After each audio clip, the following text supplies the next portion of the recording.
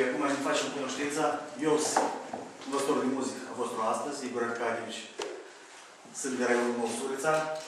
Îmi pare bine că am venit la voi în școală și sper că să ne prietenim la lecția asta, da? Tema lecției noastre de astăzi este șansonul francez. Scopul lecției noastre este de a face cunoștință cu noțiunea de șanson, de a cunoaște și a utiliza elemente de limbaj muzical și a educa interesul față de muzica clasică și de muzica contemporană. Tipul lecției noastre să fie predarea temei noi. Echipament noi acum la lecție o să folosim notebook-ul, acordeonul și tabla noastră, da? Multimedia. Lucrările care le vom studia astăzi sunt Edith Piaf, eu nu regret de nimica, Jo Dassin, Dacă tu n-ai exista, Patricia Caas, Mademoiselle Chantal, domnișoara cântă și criticul ce l-o vom învăța la lecție este Cervona Ruta de Volodimir Ivasiuc. Dacă noi avem aici toți descris pe tablă, vă rog frumos, deschideți caietele, mă însemnați data de astăzi, tema lecției.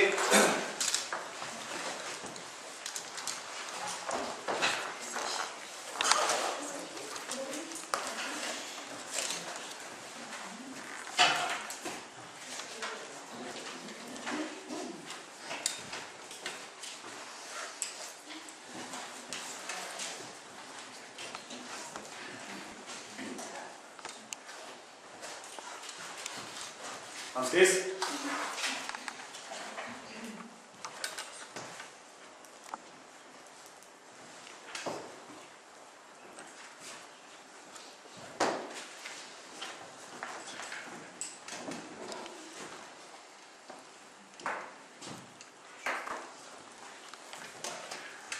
Vreau să așa te-am scris? Alea mai intens. Încăpem în lecție.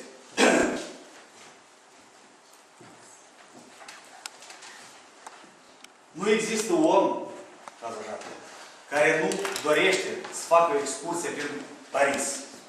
Toți știm că Parisul este un oraș al dragostei, un oraș al muzicii, un oraș al artei. Chiar în Paris, aici, s-au născut și-au luat începutul cei mai renumiți compozitori francezi, ca Georges Bizet, Maurice Ravel, Claude Debussy. Aici sunt compozitorii. În Paris, noi știm că Parisul, orașul nostru, este foarte, foarte renumit și cu monumente, cu arhitectura sa. Care monumente, vă știți, care sunt mai principale al Franței? Care vă închipuiți voi? Bașnia. Cum se numește bașnia? Bravo! Mai!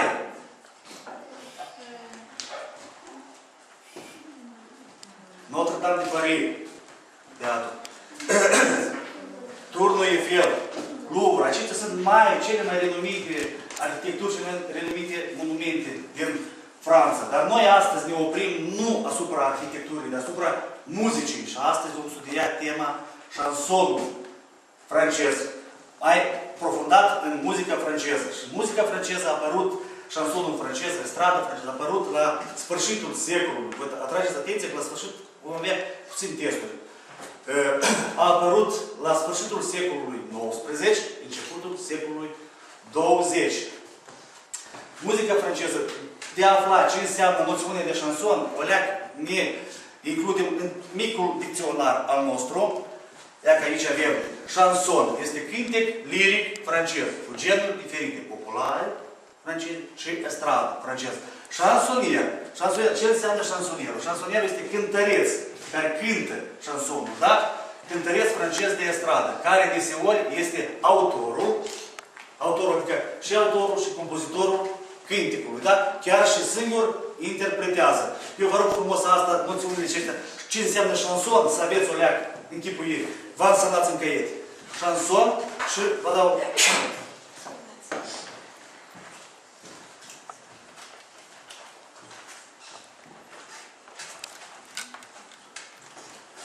Nu vă încurc.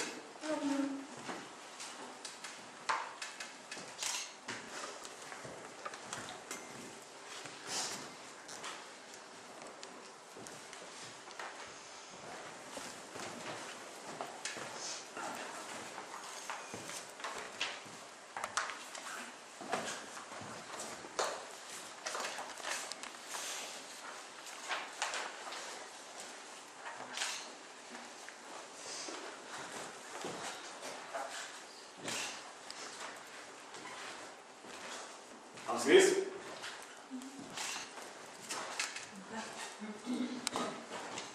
Am scris, da?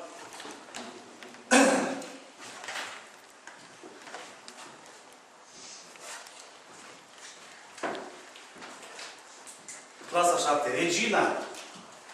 Regina șansonului în Franța este socotită ca Edita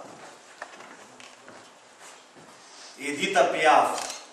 Aceasta este și care a compus pentru singura sa interpretare și chiar și le cântă. Vreau să atrag atenția să nu citesc eu, citim puțin de biografie. Iuliana. S-a născut la 19 decembrie 1915 într-o familie săracă. A fost părăsită de mică de mamă și a trăit crescând cu bunica ei în cele mai săraci părți a Parisului. Cariera sa a început înaintea războiului, însă cariera grandioasă a început după război. Dumneaei a format un colectiv de muzicieni evrei. În timpul carierei sale, ea a scris aproximativ 80 de piese care au devenit foarte renumite. Bravo! 80 de piese. Ați văzut cum s-a început cariera? S-a început cu muzicieni evrei. Da? Și astăzi o să audiem un cântec de-a dumneiei. Pe urmă să facem analiza cântecilor. Ascultăm? Cântecul se numește Eu nu regret de nimică. Atrage atenție. Ce fel de caracter muzical? Cum sună? Liniștit sau... Tavalisul?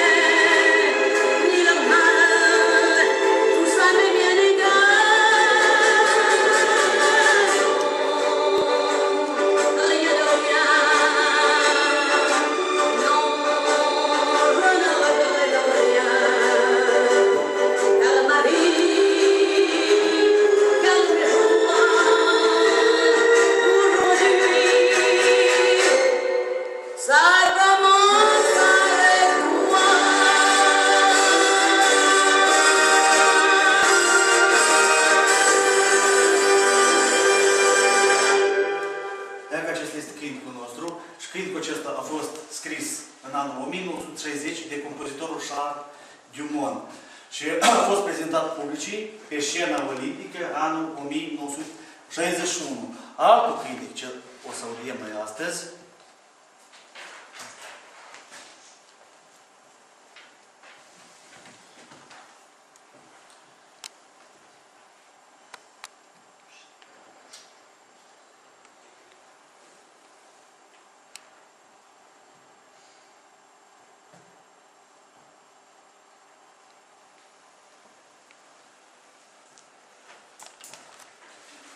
este criticul Mademoiselle Chantal, domnișoara cântă, de Patricia Caas. Poftim, memorizăm cu toții că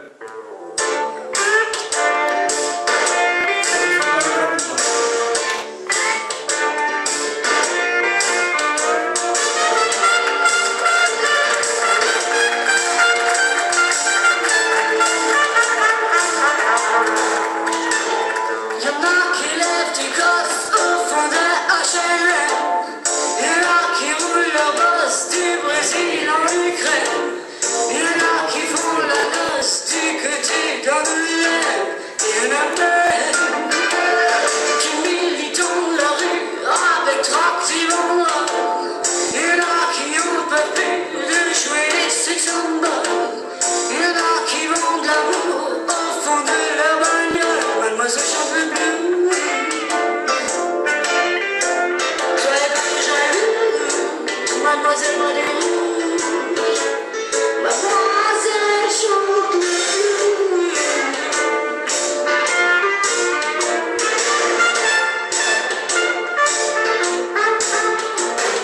Il y en a 8 heures par jour qui torturent des machines. Il y en a qui font la cour masculine, féminine. Il y en a qui lèchent les bottes comme on lèche les vitrines. Et il y en a plein qui font du cinéma qu'on appelle Marilyn. Même Marilyn Dubois sera jamais dans ma team. Faut pas croire que le talent c'est tout ce qu'on s'imagine. Mademoiselle chante le blues. Soyez pas trop jaloux, mademoiselle Bollywood. Mademoiselle chante le blues. C'est la gospel dans la voix et quoi.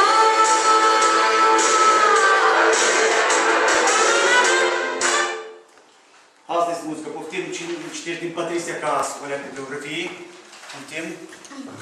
Patricia Cas s-a născut pe 5 decembrie 1966 în Forbach, în Franța. Este mezină familiei, mai având încă 5 frați și o soră. Tatăl său, de origine franceză, Joseph, era minier, iar mama sa, Irmgard, este cetățean german. Mama sa a încurajat-o să cânte încă de mică. La 8 ani, Cas deja cântă piesele lui Sylvie Vartan, Dalida, Claude François, Mireille Matei. Primul ei mare succes l-a avut în cadrul unui concurs de căutare a tinerilor talente. Pe Patricia, pe culmele succesului, a fost Bernard Schwartz. În timpul de față este foarte renumită în Franța și în întreaga lume. Mulțumesc frumos. Și ultimul care vom studia astăzi, ultimul cântăreț al șansonului este Joe Dassin. Avem două variante. Este muzica în original, este Tu n-există în pat, original francez, și avem pe limba română cuvinte. Audiem un pic în limba franceză originală și acum tot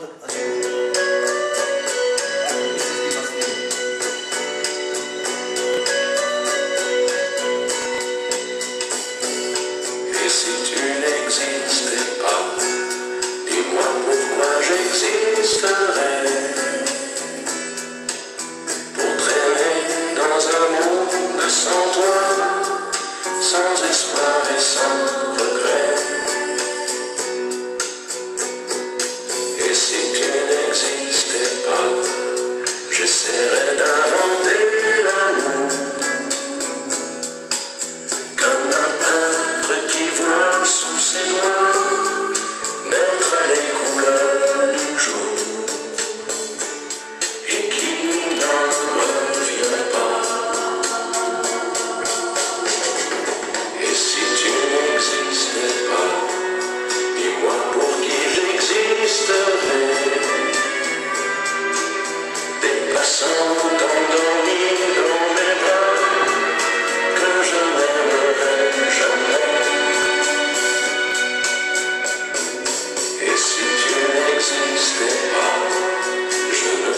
Acesta este Tu n-există în pat. Acum ascultăm tot acest cântec în limba română.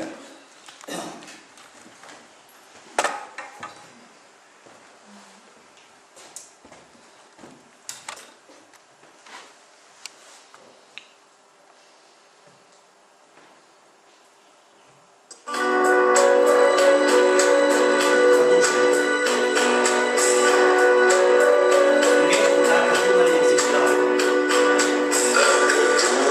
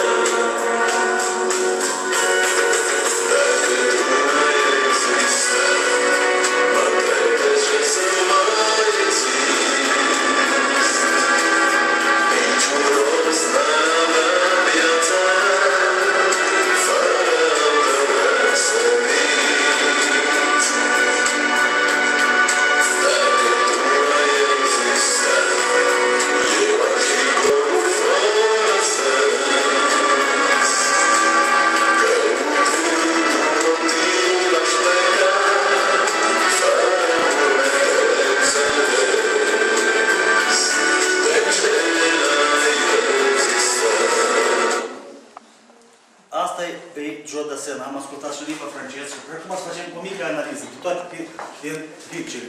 Primul clip nostru a fost care? Eu nu regret de nimic, da? Un caracter bioi, da? Mai cum te spunem? Așa, dar la clip Coceza ce fel de caracter poți la noi? Liniștit, da? Un cântec liniștit, un cântec care pune pe gânduri, da? Un cântec care pune... El a fost compus, cântecul acesta a fost compus de noi pentru dragoste sau pentru o dragoste de inimă, a fost compus o melodie din suflet, da? Trebuie să spun, un cântec liniștit, un cântec care scoate. Astăzi, clasa 7-a, noi vom studia cântecul Cervona Ruta. Compozitorul nostru este Vladimir Ivasiuc, da? Noi știm, este prunteanul nostru de raionul vecin, raionul Chițmani, a scris mai multe. Noi avem după planul nostru de astăzi, planul de lucru, să învățăm cântecul Cervona Ruta. Înainte de a începe a studia cântecul, vreau să facem o mică încălzire a vocii. Poftim note, gama do major, le cunoaștem tot, da? Intonăm, nu forțăm, liniștit, lucrăm poziția. Fa, așa, fa relaxați. Intonăm, nu strigăm. Do, re, mi, intonăm gama do major 2 și da, stop, stop. 4 bătăi. Do, nota întreagă. 3, 4, 2, 3, 4. Așa și mergem mai departe, da? Înțeleg. 2 și toți. Bravo!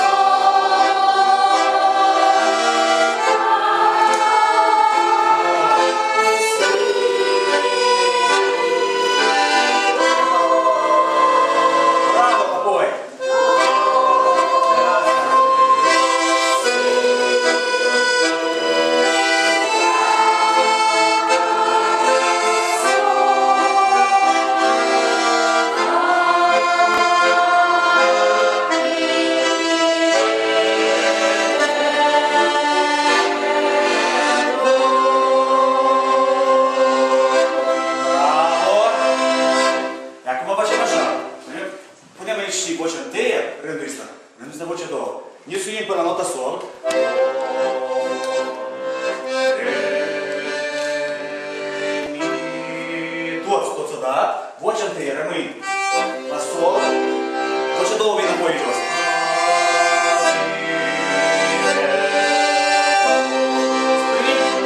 Sprinează noi în două voci, încercăm de scrie, da? Încerc tot odată. Dar ți două bătăi. Mai ușor luăm vocala. Și... sus.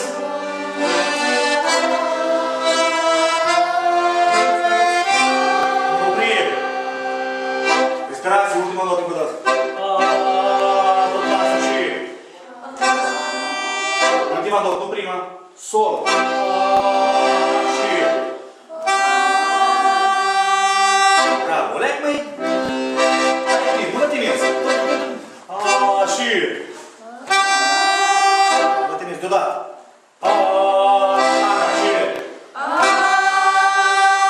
Bravo, respirație, încă o dată. Vocea întâi rămâne pe loc.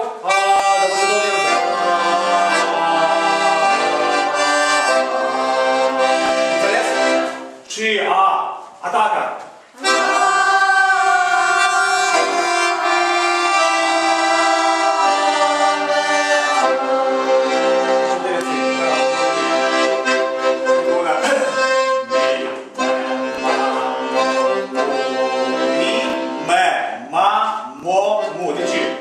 Pronunțăm dicția. Mi. Poziția vocala mi are I, poziția I, me. I, ma. Mo, mu, da? Mi, me, ma, mo, mu. Și... mi, me, ma,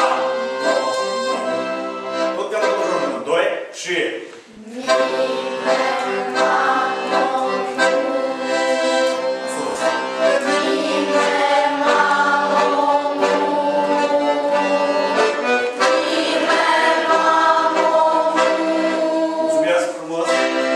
E bun, dar respirație. Mi, mai baș, mai cuvinte. Mi, și...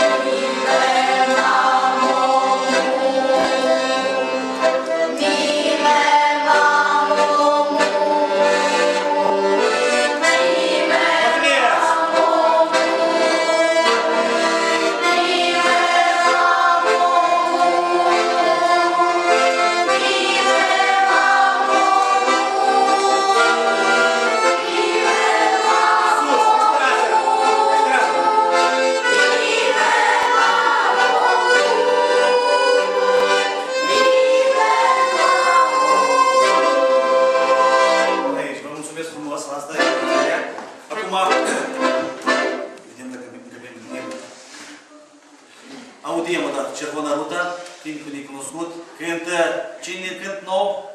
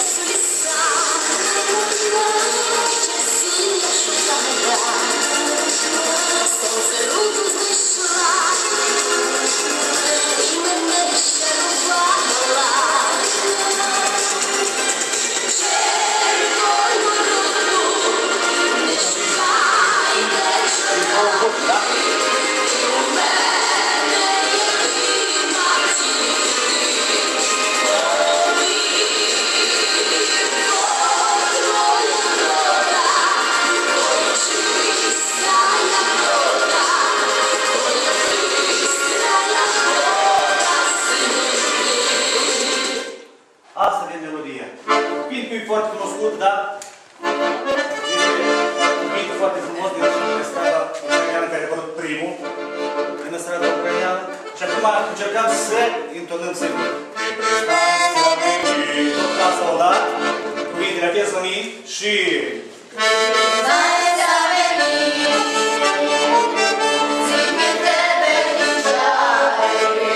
Bravo, mulțumesc frumos. Încă o dată până aici.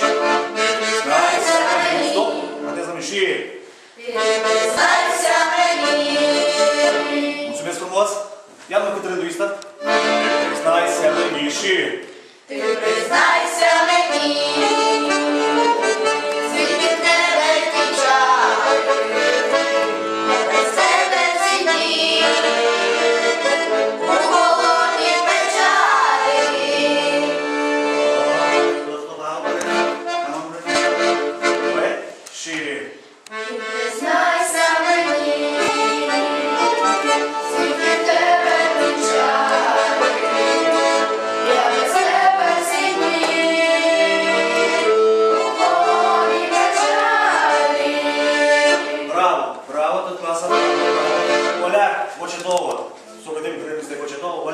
Intonația.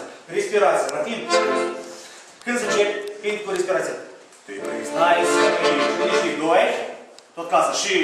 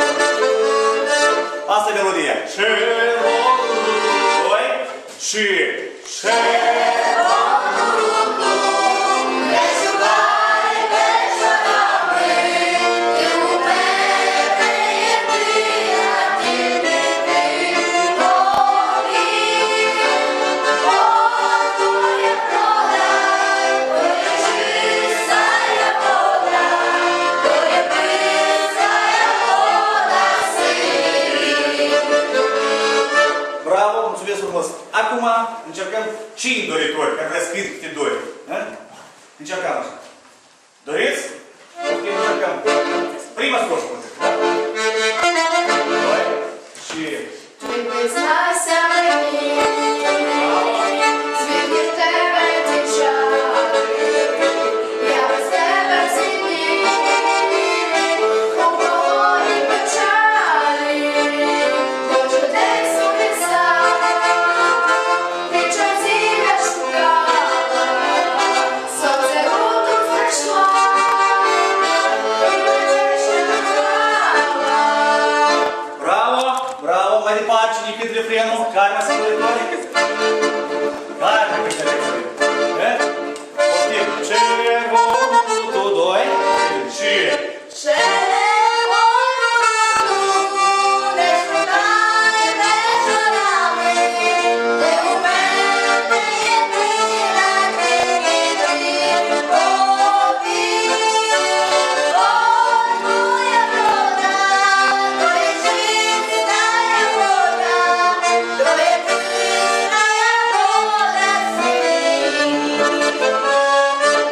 Bravo!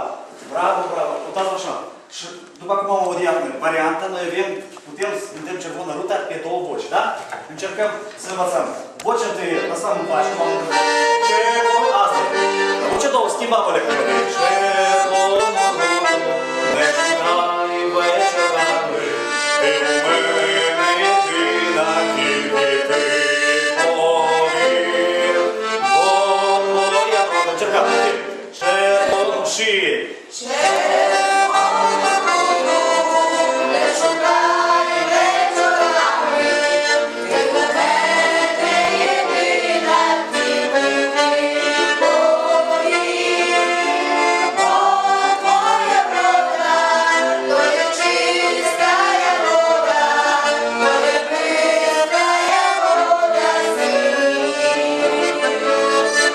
Mulțumesc frumos! Începem încă o dată. Cervonul rudu și...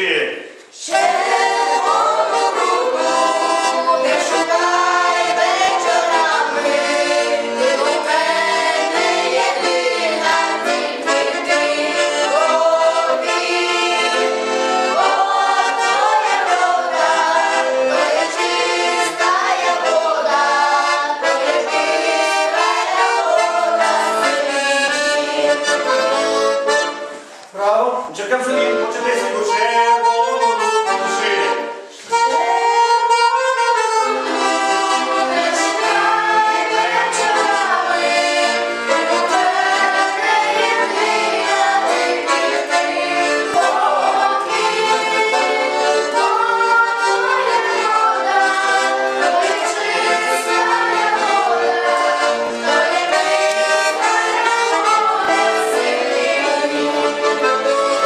Încercăm tot clasa. Vocea a doua și vocea a treia. Cervonul rudu și...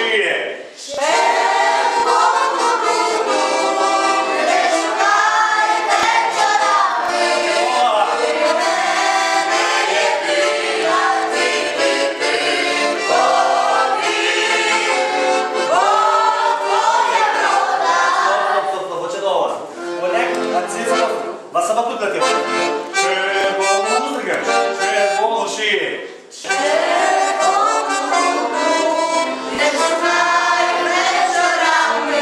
Bravo! Vocea întâi vă străduiți să n-astupați. Ne ascultăm unul pe altul. Nu strigăm, dați voi la vocea două lexere, da? Și...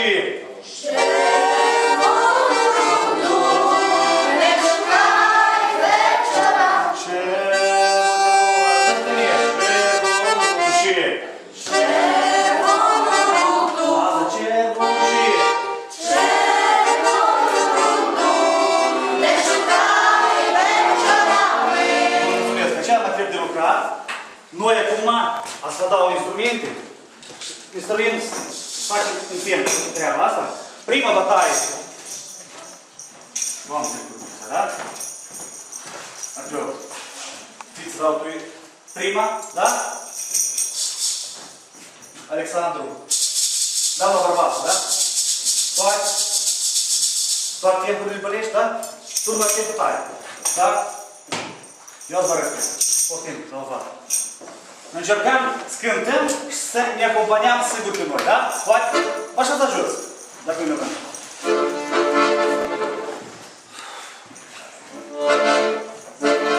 Hai să și...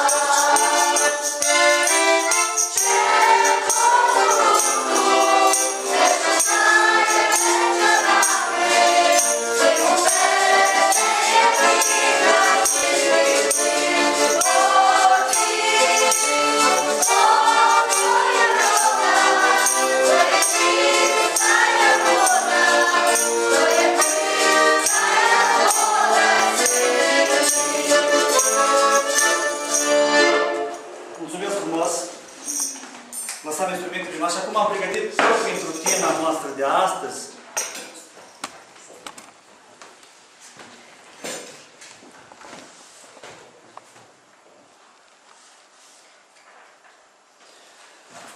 Niște testuri pentru voi. Nu vă temeți, tot în parte de tema noastră. De aceea avem, numai punem cât răspunsurile. Noi avem aici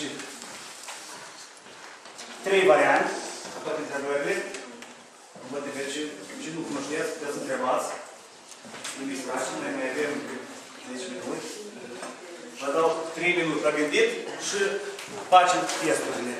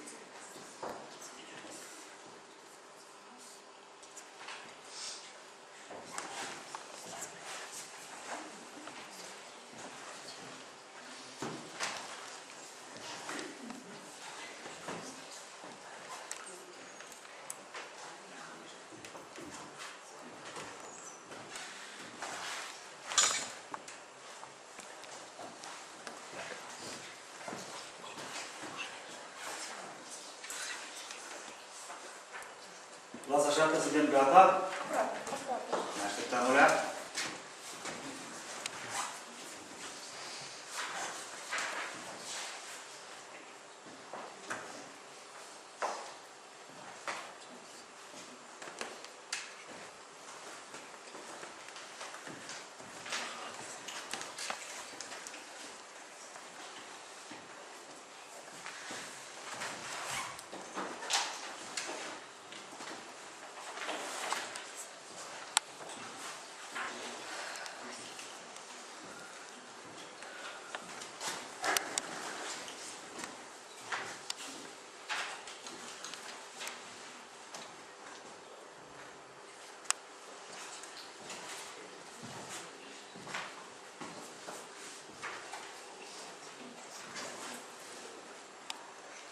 Am scris?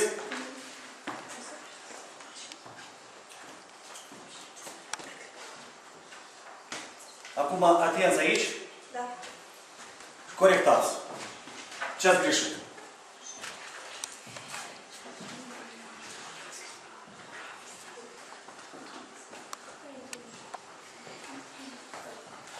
Cine are multe greșeli?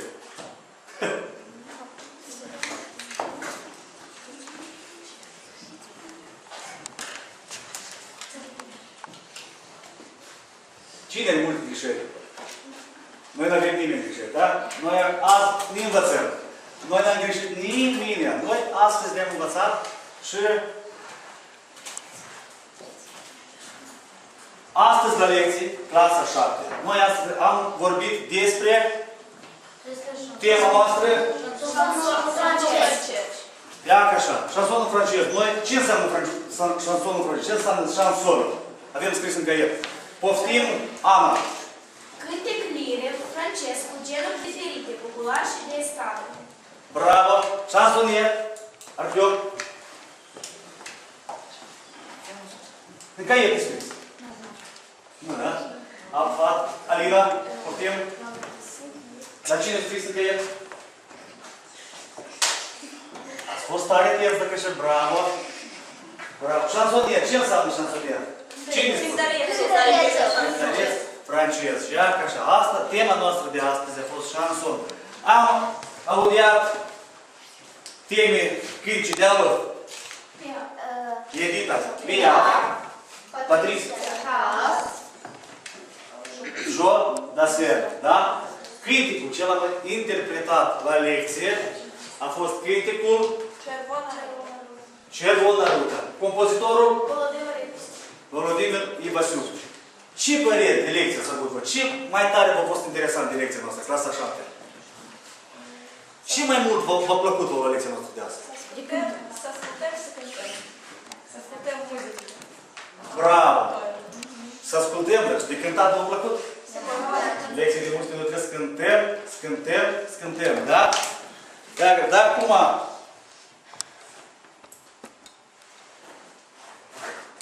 avem încă 5 minute, putem să cântăm după fonogram, dar mai bine notarea noastră. Zim ce sunt cu voi. Da. Sunt, da? Poftim câte unul de rând. Eu ați vă notez, ați vă spune așa. Ce mai activi ați fost la lecții toți azi, da? Prima dată, activi, sunteți foarte bravo, sunteți foarte cântăreți, foarte discutăreți, da? Putem să notăm, ia ca așa, pe Iuliana. Putem nota 11, 12, bravo, așa. Diana, a fost bravo, Ana, că au intonat corect melodia. Muzicanții noștri, care au bătut bine, Archeon și Alexandru, punem câte nota 11 la băieți tot. Și toată clasa, toți ați fost activi. Vă mulțumesc foarte frumos, zilnicii. Mă spun, eu n-am dreptul, da? Cu aceasta vedem cât minut rămas, nu?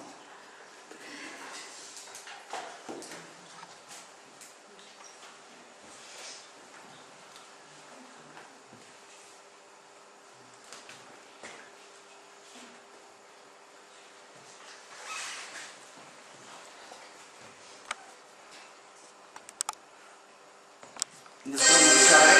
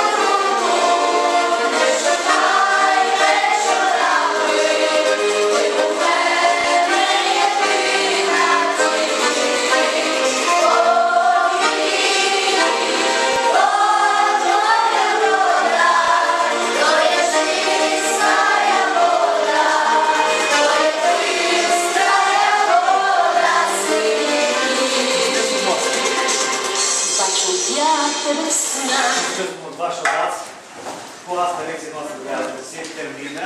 Poate la voi? Можно? tot după muzică, clasa, ieșim din clasă. Poftim.